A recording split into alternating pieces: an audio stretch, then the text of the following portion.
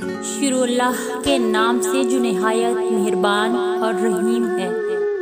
चीज़ों की कोई अहमियत नहीं है, वो कभी न कभी मिल ही जाती हैं।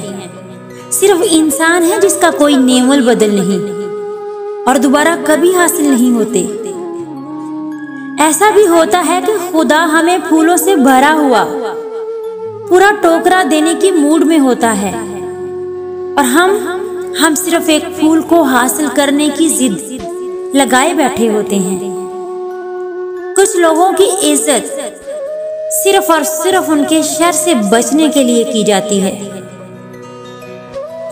जिंदगी के 3 खूबसूरत उस्ताद, टूटा हुआ दिल, खाली जेब और मुसलसल नाकामी।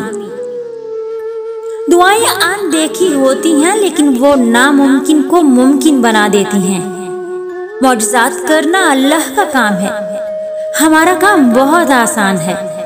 दुआ, यकीन और सब्र।